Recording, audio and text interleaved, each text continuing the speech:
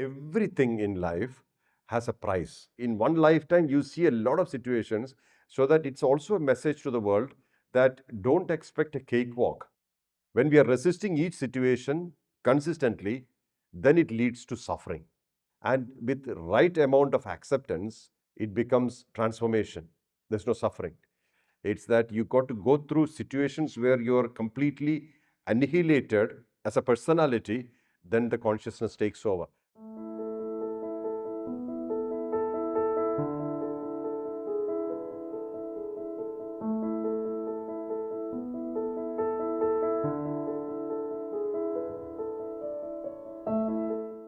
Some of the best ornaments of the world, gold ornaments, etc.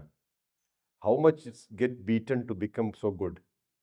Have you seen great diamonds, very valuable diamonds? They've been chiseled a lot to be in that shape, in that value, to bring that value. So it's mostly that you go through severe situations. Now look at the story of Rama, Lord Rama. How much troubles and turbulences in life. But why is then Ram still an avatar, considered as an avatar? Because he never objected, resisted anything. His level of acceptance, he coolly handled the entire life with extreme adversities. How you handle situations, that makes you stable or perfect. And perfection is a process, it's not an end. So nobody is perfect that way. Extreme situations purifies you further, provided we are happy with it, or happy in the sense we are accepting them, not happy, accepting. So when you are accepting them, the situations will make you extremely purified, which the society may not understand. See, a person becomes so powerful that he can bring brightness into many lives, provided he has become brightness. We all have that capacity. Not that everybody goes through such situations, but we don't know how many situations we have gone through over lifetimes. We don't know. And sometimes in one lifetime, you see a lot of situations, so that it's also a message to the world that don't expect a cakewalk to consciousness.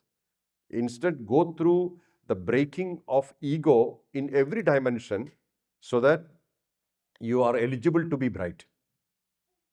So everything in life has a price. Nothing comes easy that way. But great masters have given great revelations and states to people, of course. That also because they take on so many things from them. Like, for example, imagine a disciple is really a great seeker. He has the eligibility to become the sought. If that's a situation, the master can trigger it. This has happened many times.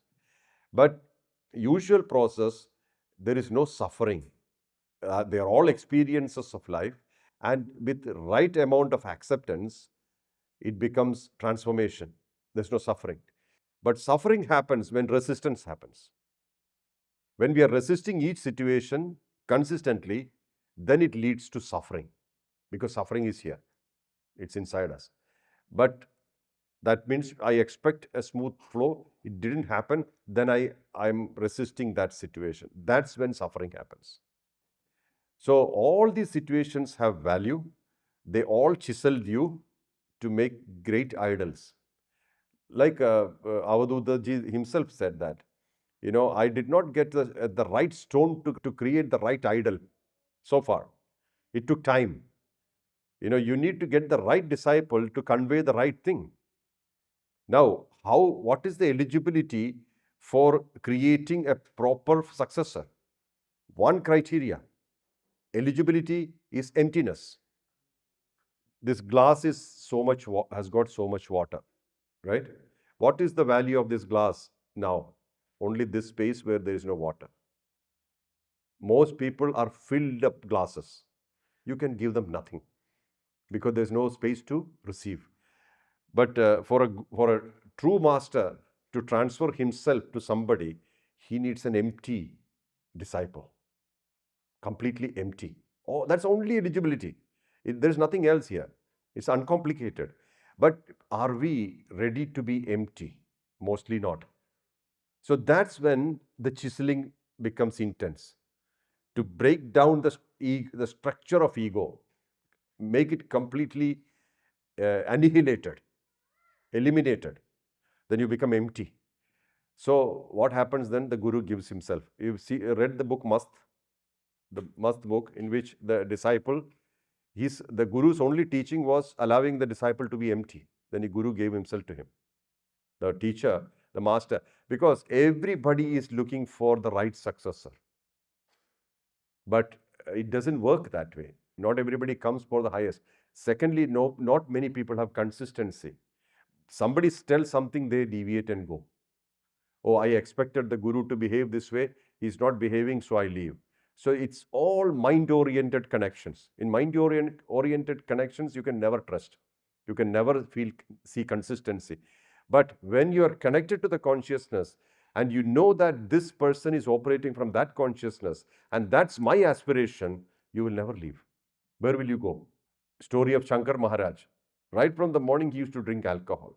All the people who come to visit him used to get drunk. He will still be cool. And what a master he was. But many people did not connect to him because he was smoking and drinking alcohol. But whatever he delivered to the world, to the generations, is unbelievable. Very, very powerful. So we have to sometimes break down our perceptions to connect to the Supreme. And Supreme can be connected only through subtlety, integrity, and also most is achieved through plugging in. You have your cord. Until you plug it in, you don't get electricity. So much is achieved by plugging into the teacher, to the master, because he will transmit himself, provided you have room to receive. So not everybody goes through the situation of heavy chiseling, but sometimes it does. It has happened that way because that's also a message to the world, message to the people that look here, it's not a cakewalk. It's that you got to go through situations where you're completely annihilated as a personality, then the consciousness takes over. Then you do not operate in karma, you operate from dharma. Deletion of karma happens. Karma means unfulfilled desires, what you wanted to experience from life. That shifts to dharma, righteous duty. All the avatars have operated always from righteous duty level. For them, there is no suffering. They are ready to take on anything. They will still deliver. They will deliver continuously, consistently, even after death, because they are even unbound by their body, by the duration of time, etc. But the point I'm saying is that there is no suffering, even though there are tests or tribulations in life. But that's all adding to strength. See, I was talking to one mother. She left everything at the age of 26 and went in and stayed in a cave, which is like you have to climb up the mountain and slide down. Slide down means not easy. You have to come inside, and it's like inside the mountain there is a cave. 21 years she meditated in that cave. And snakes used to go through her body, etc. There's no food, no water. And she is a very powerful mother. So one person was with me. So she asked mother, so what made you do this? I said, I only wanted one thing, God. So I had no distraction. I never wanted anything else. See, we want so many things, and many people get detoured because of powers. Powers comes to you by nature. When you're going through a certain energy level, certain siddhis do come, powers do come. We should never get stuck anywhere. That's not what we are looking at, not the powers. We're looking at a consciousness, to establish a consciousness where you are beyond, whether you have powers or not, it doesn't matter. Powers people used to show off in the society, and people think, oh, this is great. That's a trap, big trap. It may take lifetimes to come out of it. So when our aim is only God, then we will reach there. But we need so many things from earth. We need so many situations, so many comfort zones. Please remember, in comfort zones, not even a grass grows. Comfort zone means stagnation. Comfort zones are stagnations. Nothing grows there. So we have to go beyond all this and only focus on that's exactly what I want, and nothing else matters. I'll give you another example. We climbed up Kailas. Inner Kora. Inner Kora is very tough. I will never recommend. But it's like you got to climb up the mountain like a mountaineering, high altitude. You can imagine, no oxygen. We didn't use oxygen. 16 or 18 of us, we climbed up. And when you climb up, it's about 22,000, I think, feet high. And if you fall down, you will not look good.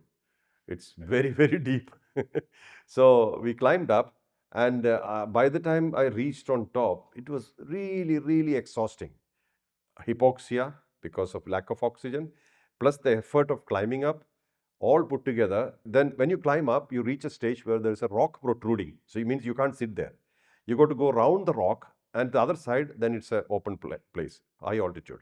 So when I reached the other side, I was so exhausted, I just lied down.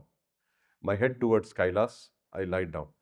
And then I suddenly, my mouth was covered with a bandana, head and mouth. A stone came inside my mouth, which is very difficult because my mouth was already covered. So I immediately jumped up, and I heard a voice saying that you cannot lie down here. If you lie down here, you cannot leave. We are waiting here hundreds of years to have the darshan of Shiva, to see Shiva, but we never ask for it. Why we don't ask is because Shiva will ask the question, how do you want to see me? In which form you want to see me? If we say this form, he will appear in that form. Then to erase that form from the mind, it will take again centuries. So we wait here asking nothing, expecting nothing, and suddenly Shiva will happen, and then we don't exist. Means total dissolution happens. Until then we wait. So that was the darbar of Shiva, the inside. So this is one of the things. The more you ask, the more you will get. Again, they are all traps. We have to delete most of them to cross over. So we need to understand exactly what we want and exactly what we are asking. If you are looking for the state of being supreme consciousness, ask that and nothing else should matter. But if you are looking for siddhis, that's much easier. Powers will come. Lot of powers. Ashta siddhis and navanidhis can come without a problem. But that are all traps. They all have price. When we have more and more powers, we have more and more prices to pay. So better to stay away from all this. Another example I'll give you. When I had the second communion with Babaji, those days I used to see when I used to see a person, I can see through them, all their lives and stuff, what they are. So sometimes I used to tend to tell them, this is what you are. And it was always a disaster because I was working as a country head of a company. When I tell something completely abnormal to people, they don't take you easy. They say, what are you trying to do? So when Babaji spoke to me, he said, you can sit like this and you can attract a lot of people because this is very attractive. What will happen to me in the future? Because 80%, 90% of the people of the world are insecure. So they'll be very happy to know what will happen to them in the future. But you will be stuck by giving the future of people or remedies to future. Is this what you want, or would you like to take people to liberation? One question. I said, I'd rather take people to liberation. Then he said, forget about all this. So in the path of liberation, emptiness has a lot of value. And it can happen by just one decision. What is your priority? What priority? And that priority, if you're consistent with it, 100% sure such things will come to you.